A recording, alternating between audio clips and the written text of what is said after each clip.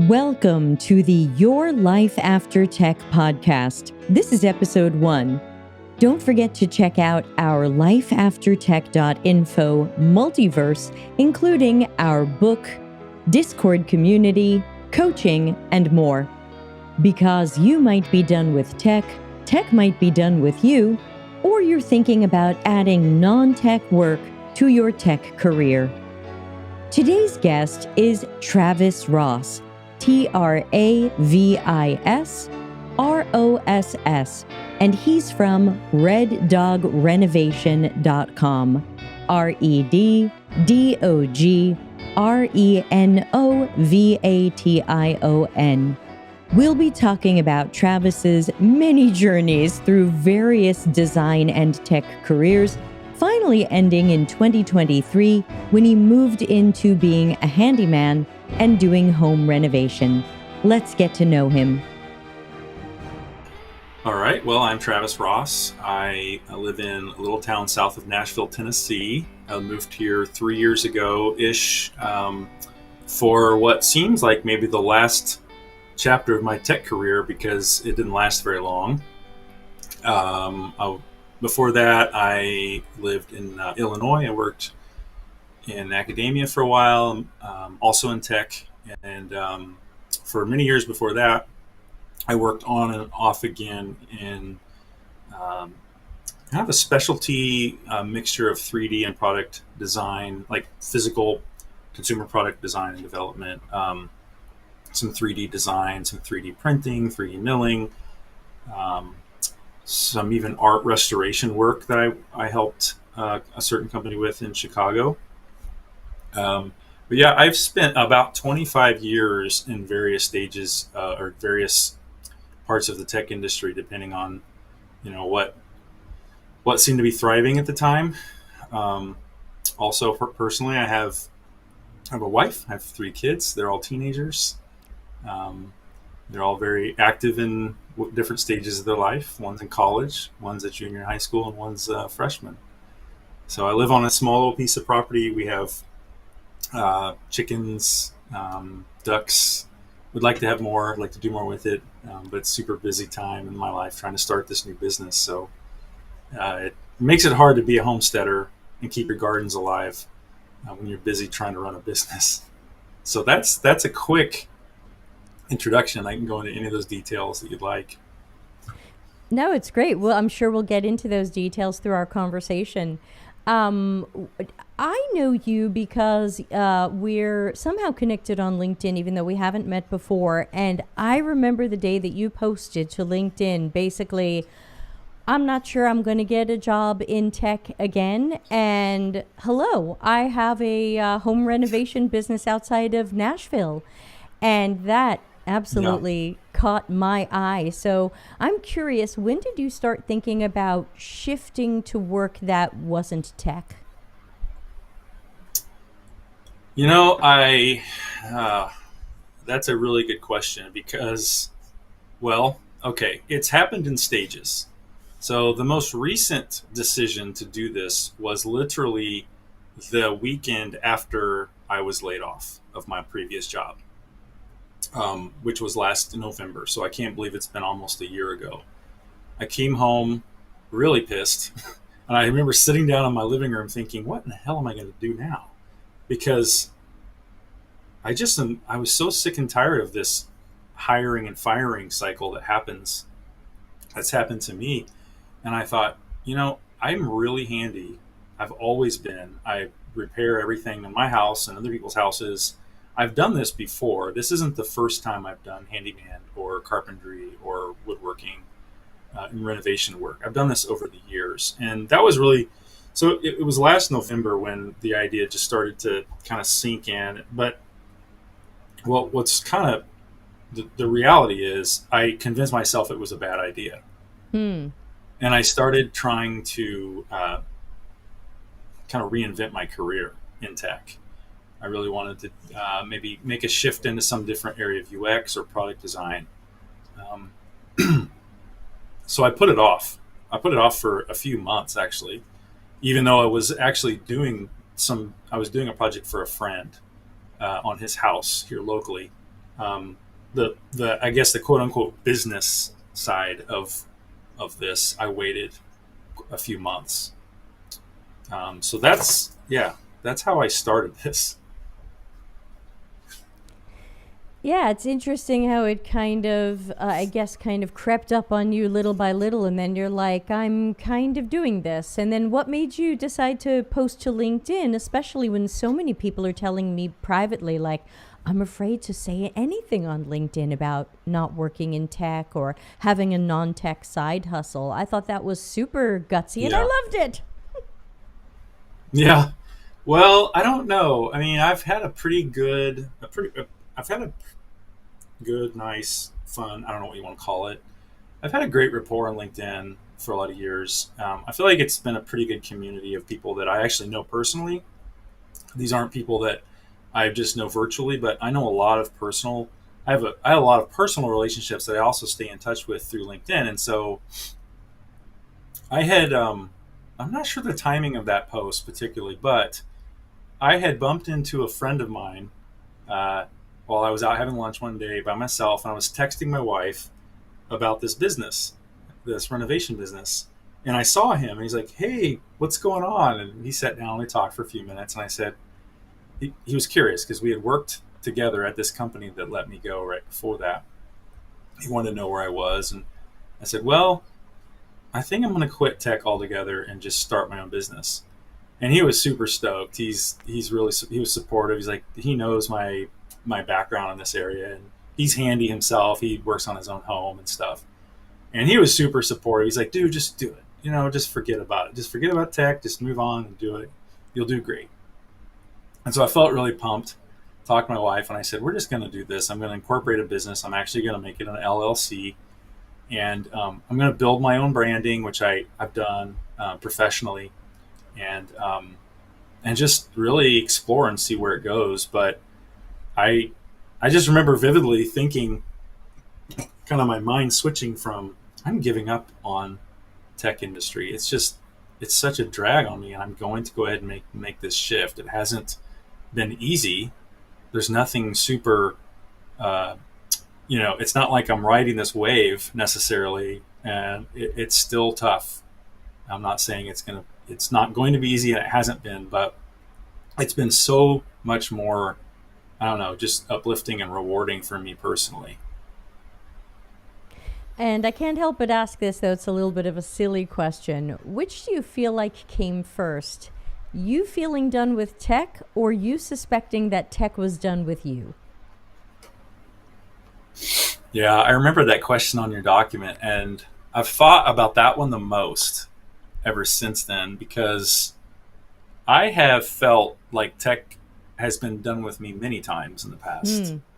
And that's why I've shifted from different career types or areas of tech, however you want to call it. Like I started out in the 3D graphics side of technology, 3D scanning, um, and then even a little bit of motion capture. And that was those are the days when I was working in the entertainment industry in California, and that industry began to shift, making more of those jobs available internationally and less in the United States. And I had to make a decision to leave that and kind of make a pivot into something more still tech, but not as sexy. Um, I was still working in 3D scanning, but for a software company, for company that doesn't even exist anymore. But there's been several times in my career where I have felt like, okay, well, the industry's done with me at this stage of my life. I got to find something else. And I wasn't necessarily done with tech yet. I would just find something new, to a new way to express my skills. And I've always been a kind of an adventurous person when it comes to what I'm willing to do. I haven't always felt like I wanted to be this hyper specialist and just stay in one area my whole career. So I've been adventurous and have moved around a lot. And that is why, if you were to look at my LinkedIn profile, you would see why was he there and then moved around. You look at my resume and people have told me like, "What do you do?" Because I have never liked to stick in one area, that's partly because the industry keeps changing. But here at the last in the last year, I would say when I experienced my last layoff, I was done. That's when I became done with it. I had felt like, yeah, I guess it's done with me, and then I was done with it. And I'm like, all right, this is a divorce. We're done. We're breaking up, and it's not me, it's you.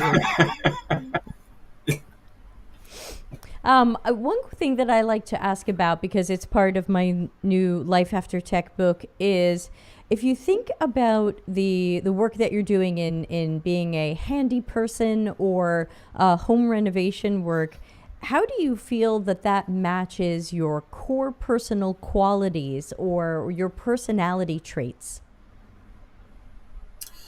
Yeah, that's a good question. So I'm really a designer and a creator and an artist, or I would say an artisan, maybe not artist, artisan at heart. I always have been, and that's how I've always approached everything I did. And that's probably part of the reason why in the tech industry, I was never the person that was like up for a promotion, and I was always feeling behind because I'm slow. I'm going to be honest. Like I'm just a slow thinker, planner, doer sometimes. Like I can move quickly when I need to because I like to do things at a high quality. And I always felt like that was impossible in tech, especially when I got into product design and UX. It's like, well, don't we care about quality? No, we just got to ship it. Let's just get it out there and see what the customers say. I'm like, well, they're going to say it sucks. And so I guess at the core, I love being thorough. I love having the ability to spend my time making sure that what I'm putting out there, the customer is going to love and be happy with. Well, so in home renovation business and in all the different trades, there's so many different things you can do. But one of my favorite aspects is the final like trim carpentry or putting the last final touches on things where it just looks spectacular to them and they're like wowed by what you're doing, even if it's something simple. And I know I feel like I'm kind of rambling around your question a little bit, but that is really why this works for me because I know I'm slow, and that's a little bit more acceptable in this industry, especially with the crew that I'm working with right now, because of the unique nature of the projects that we're doing. And we can talk a little bit about what I'm actually building right now. But yeah, it's so much fun to be able to work with your hands and see a physical manifestation or a physical outcome immediately instead of digitally, and you're just waiting and waiting for something to go through, QE or QA or whatever they want to call it. And I even call the owner of the company that I'm subcontracting for right now. I'm like, come over here and give this your quality engineering and make sure this looks right to you. And I'm throwing this tech terms in there, and they think it's kind of funny because they know they know my background in tech, and they know that I'm still learning some of these things that these guys have been doing for sometimes decades. So, in some ways, this is an area that you're familiar with, that you've done before, but you're also a little bit of an apprentice. Yeah, I am. And that's actually so I've been around the trades my whole life. My grandfather had a HVAC and appliance business in a small town in Missouri where I grew up. And I was around that. I was around my various family members always repairing their own everything. I mean, something broke, we fixed it. And so I was just always there working on things. And then, as time went on, I guess I got into, I was in college, and for kind of a side hustle in college, I was working doing carpentry for a friend of ours, and I learned a lot there as an apprentice. And then over the years, I've done all my own major home rehabs. I've never hired anyone to do pretty much anything except maybe electrical, because I'm afraid of electricity sometimes. And just little by little, people have hired me to do small projects here and there. And so I've picked up things over the years. Of course, this is another area where YouTube is helpful. There's a lot of books. I mean, it's just you kind of learn by doing, not just by watching, but you do it. And then I take all these skills. I mean, I just over a life of doing all that and just kind of put it all together, and you just kind of jump in and you start doing the work that you're being asked to do. But certainly, every single time we do a new project, um, there's always something that I haven't done, and I'm like, how do we do this? I actually have to read the instruction manual. Okay, so I got to learn how to use this new tool, and so the guys that I'm working with right now, um, as a subcontractor for, they also grew up with a father who was a cabinet maker, and so they're just very like fine-tuned craftsmen at what they're doing, and everything is so careful. But they're super gracious, nice, wonderful people to work with. So it is a blast, and it is a little bit of a mixture of, yeah, I have the raw skills and the instinct, but definitely lack some of the other things that I need. But that's okay. I'm willing to do it. Yeah, and you were mentioning before about talking about some of the projects you'd be doing. So, yeah, spend a minute or two telling us about some of the things that now fill your day to day. Because even when we started, I mean, we weren't recording yet, but you're like, gee, I'm not in front of a computer much anymore. And I'm sure people listening or watching right now are going to be like, what is this alien from another planet saying? So, Yeah. what does your day to day look more like, and what kinds of work are you doing? Yeah, I would say, man, being not being in front of a computer as much these days, it's a relief, honestly. Like I, you asked me earlier about like kind of, forget how you asked it, like at my core or like in my soul, what do I like to do? Well, one of those things is not be seated. I like to be moving around, and I like to be in different places.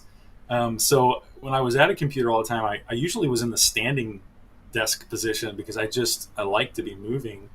Um, so to not be at a computer is to me is nice. I do come back home in the evenings and sit down and look at my budget.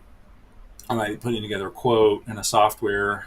Um, but yeah, I mean, I honestly do sometimes, now that I'm not on a computer all the time, miss sitting at like Photoshop or Illustrator or InDesign and just doing just something for fun. And honestly, that's a sad part of going into design. It to me was, I don't have the desire to do this for fun anymore. I kind of Hmm. lost the passion for it. Well, now that I'm not at a computer screen all the time, I kind of want to go back and just do some fun projects. So one of the things I love doing is just uh, comping up photo in Photoshop, just comping up something, just fun, just playing around, right? I'm designing my own branding with another actual really good designer. She's a great branding designer. Her name is Amber Bauer. Uh, Shout out to her. She's been great. She designed my logo, which is on my hat. Can't see that I very can't well. see that. Is it Um, like pressed into leather or something? yeah, this is a leather patch hat that another friend of mine who has a company. You could see it better if we were in person.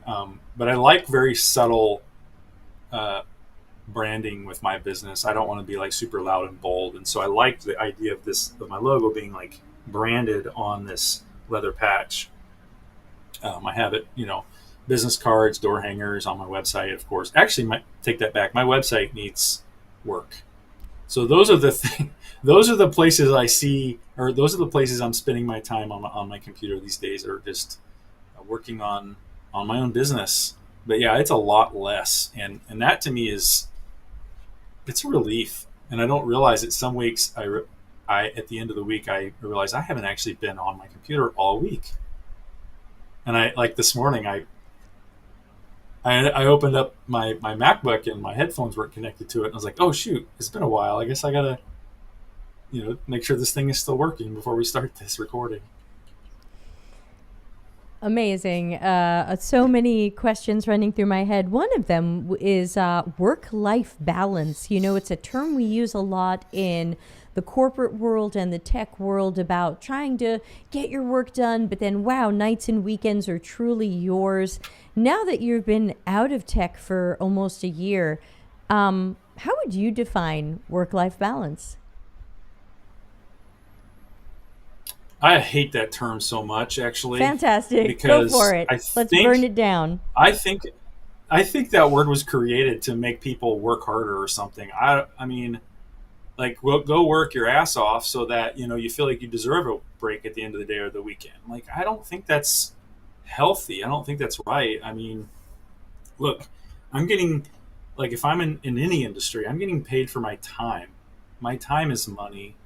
And if let's say I want to work harder, let's say I want to work all 12-hour days, or I want to work 7 days a week, you should get paid for it, right? Like the company should be reimbursing people for their time.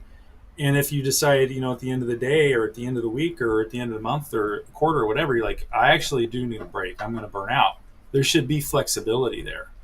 This is kind of getting off into a different territory. I think we have a totally horrible, rigid corporate structure in the world. I don't know how it is in other countries, but in the United States, I don't feel like I should be enslaved to a company to stay stuck there my whole life. Like I want to have some flexibility in that.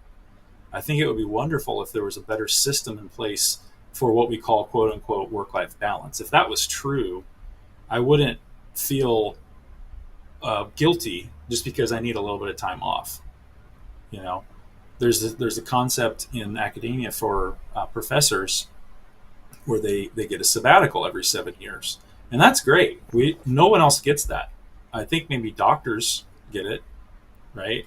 But in nowhere else do people get it. I think there needs to be something kind of reinvented in terms of actual work life balance, because if you're just focused so much on the same thing your whole career, or even just for 2 or 3 years, and you're just grinding away at that same thing, yeah, you might get a little bit sharper in that area, but it only lasts so long, and then something bad will happen. You will burn out, or there will be someone who's younger, sharper, faster, and cheaper who's going to come along and replace you. And I've seen that happen. So so I guess to kind of like um, talk about my work-life balance now, I would say I have my evenings and my weekends available, which are great. But nowadays, if I feel guilty not working, it's because I'm not working on my business, and I'm spending time with my family. And so there's no guilt there for me. I do feel the pressure because I want to grow. I want to become very, very, because currently I'm not sustainable yet. My business is not 100% on its own. I'm being supported by being able to do subcontracting work for other businesses. I want to be able to build my own, my business where the marketing is being able to bring in the customers that I need, if possible. I don't want to completely walk away from this construction company that I'm working with, but they know that my goal is to be able to 100% support myself. So my work-life balance now is like, if I need to take an afternoon off, there's an understanding that, yeah, I just do it. So yeah, I mean, I kind of went on that rant about work-life balance in tech. That's because I spent so many years there thinking about it, thinking like it would be amazing if there was some system in place where I could just step away for even like, it's not a vacation, it's like a month, I'm going to do something different just to kind of reset my brain. Yeah, I I don't like think that that. exists. Yeah, I've heard some tech people who are like, I heard if you work 5 years at eBay, you get a 1 month sabbatical. Like I've heard that a little bit from some of those bigger tech companies, but I don't think it's super common, and I don't think it's available to everybody. Plus, you'd have to stay X years at a tech company, which they certainly don't Yeah, make easy. no, they don't. And I'm sure there's reasons why companies, financially decided, or whoever it, it doesn't work. I don't know. I'm not in those I've never been in those conversations. I've had I've had a lot of talks with people that I knew, like, wouldn't it be great if we could just switch jobs for a week and I could do what you're doing and you could do what I'm doing. I mean, that would only make us stronger in those teams, Right. you know? Yeah. I wanted to ask you, in thinking about your kind of progression out of tech and into your own business, which of course is still growing, are there any mistakes you feel like you made or regrets that you wish you could do over? In terms of this new venture, the new renovation business, you mean?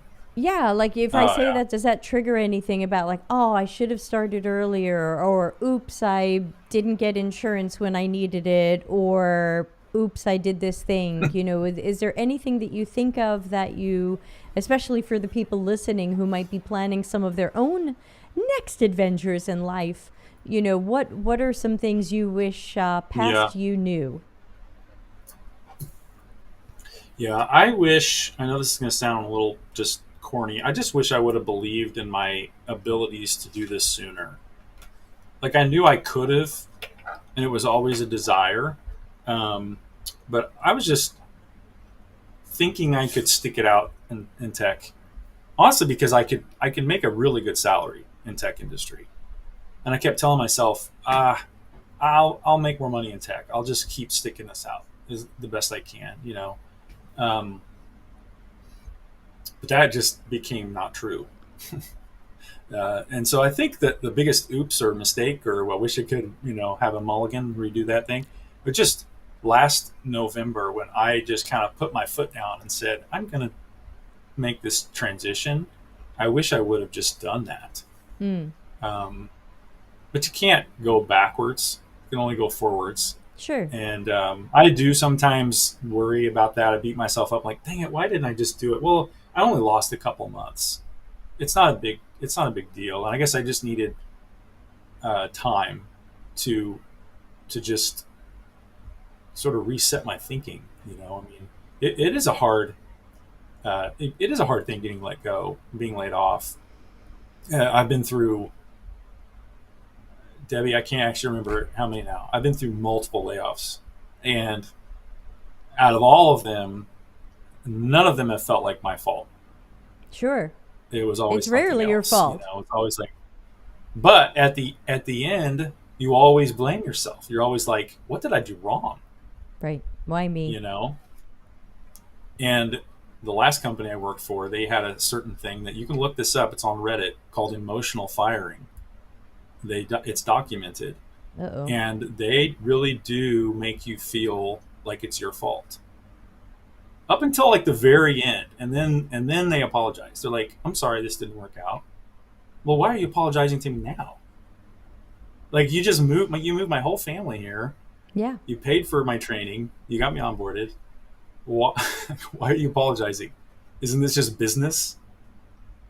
you know so I would But it's not say, just business if they're like, trying to make you feel like it's your fault. Like we've definitely crossed a right. line there if there's gaslighting or manipulation or toxic Yeah. crap where someone wants you to feel like, "Oh, we have to let go of you, but you kind of did this to yourself," which of course is nearly never the case. Yeah. I'm not perfect. I know that I mishandled at least one situation, but like, I'm human, just like the guy across the table from me who's letting me, filling out my paperwork to fire me. I'm like, what? Why couldn't we have found a way to come to remedy this situation? And Right. I think about not just that company, but previous companies where it was just so awkward, and it didn't have to be. Um, but again, I always say this: I'm not in their shoes. I don't want to be in their shoes. I just would not want to be in that position to have to do that. I did have to lay some folks off one time, um, not because I wanted to, but because I was actually forced to. It was terrible. Yeah. It was terrible. My boss came to me and said, "You're letting these 7 people go today." Like, I walked in the door, he said, "You're doing this right now," and I said, "No, I'm not. You're doing it." He's like, "If you don't do it, I'm firing you." And I should have turned around and walked away, but I had a family to take care of, and so I had to take these people one by one who I knew personally, who I hand chose out of the industry, hired them, put them in a conference room and say, I'm sorry, I have to let you go today. Like, they hated me.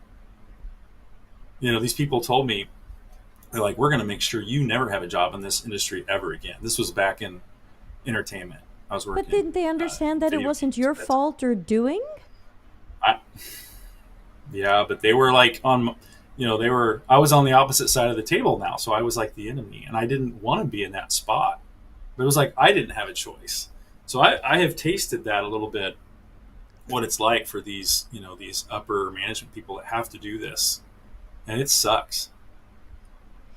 But I'm so sorry about that because I feel like that's such a complicated story because even if you had, you're like, oh, I should have just walked out and given them the middle finger. Even if you had done that and sacrificed your own job, they still would have walked in and fired those 7 or laid off those 7 people. yeah, Like you didn't, it's not like a movie plot action hero where you're going to sacrifice yourself and save others. They all would have still yeah, been gone. right.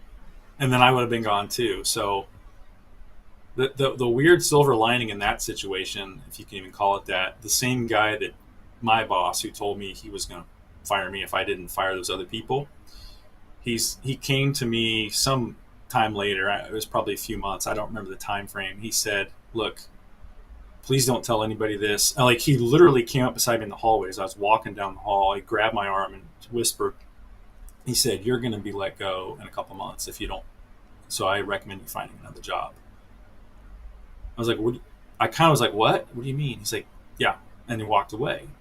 So like that day, I got on the phone so that's kind of when I left the entertainment industry. I left the company I was working for and moved kind of into a different direction again. Yeah, so these just layoffs, I personally have never seen it done well. Right. What does a I've good never seen layoff it look handled like? well. I don't think I've heard of much worse situations, but But it's also not a contest. Everyone who's gone through it has gone through their own personal hell, and it's almost like degrees of badness. Like, even if you saw it well, coming and knew it was going to happen and tried to prepare yourself, it still hurts. it does. And actually, now that I've been through this, I've seriously, I'm getting ahead of myself. Now that I've been through this so many times, I believe that I know the signs now. Like, Hmm. I should have written all this stuff down earlier, but I really think that I could write a booklet or something. I could write a. I'm not saying I want to be a writer necessarily, but like, I think I could explain to people what to look for. Do you mind And telling I'm us a not little bit saying I about know that? what to do. Yeah, I think one of the main ones is that your direct leader completely pulls away from an emotional connection with you. Right. I Because think they're they have thinking, to. I think they have to. what's the point of Right. connecting with you because you're going to be gone anyway, or they might be dealing with their own sense of whatever because they don't want to get closer to you and then have to let you go. Yeah, and I think you begin to get fewer and fewer assignments. However that happens, whether you are uh, work independently and you assign work to yourself, or if someone is actually giving work to you, I think you'll start to feel a sense of like less and less of a need to be there, and you'll pick up on it. Like, if you really pay attention to it, I've seen that. I've seen that numerous times. And then, and these are all very subjective, by the way. I'm not saying Sure. that these are going to happen exactly the same way every time, but uh, you also kind of get a sense of there's like secret meetings going on. You're like, well, why isn't I invited to that?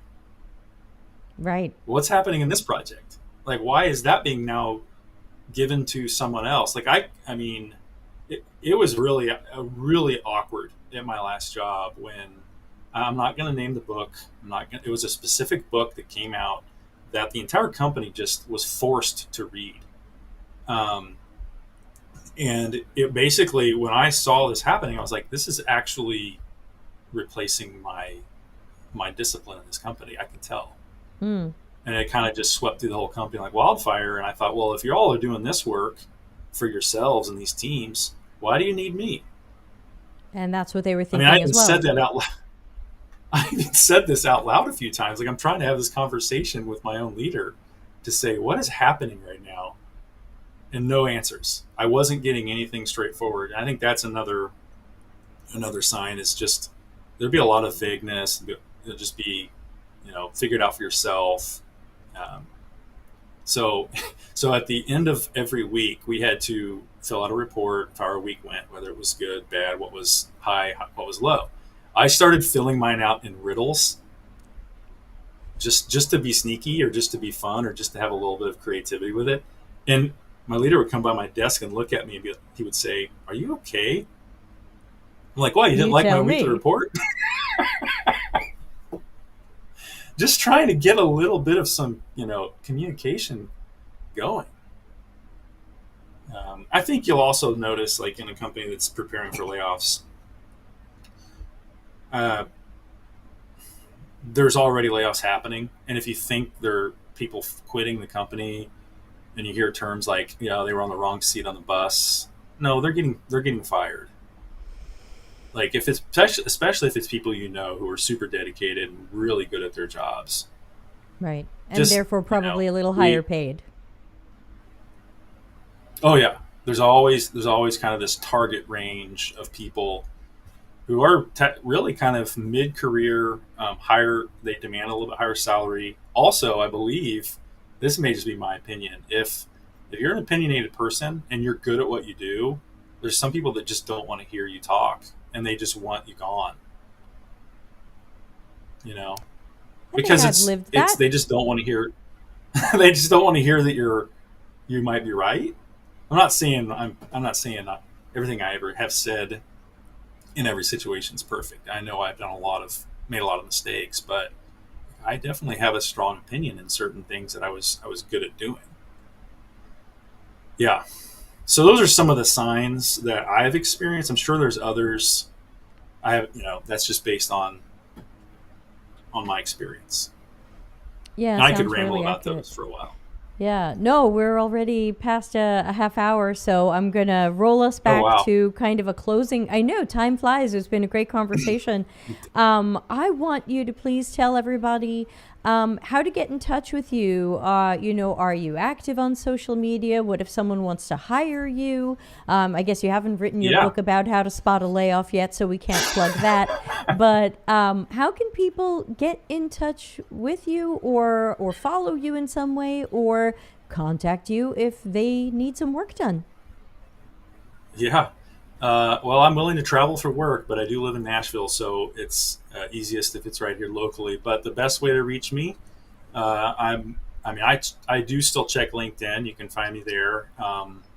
My personal email address is Travis at Red Dog Renovation. Any last words? Go for it. You can have the last word. Oh, I would say to anyone who is thinking about this, making a jump out of tech or any industry for that matter and into something you really want to do that's not tech, it's totally okay to do it. Don't convince yourself it's not, because you're not a lesser person if you do something that's not tech.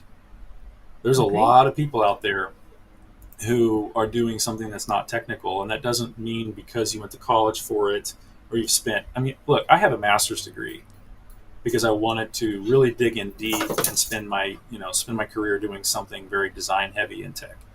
It didn't work out, and so that's doesn't make me a lesser person because I just decided not to stick in that area. Just because just because you spend years studying something, you can find a way to apply that to a different industry, I promise. So if that's what's holding people back, there are ways to make that shift. And I think a lot of times people try to convince themselves. I know I did. I was like, this isn't going to work. I'm going to just, it's not going to work for me to make this jump. It's the wrong time. It's never the right time. It's whatever, and it's never. Is it better?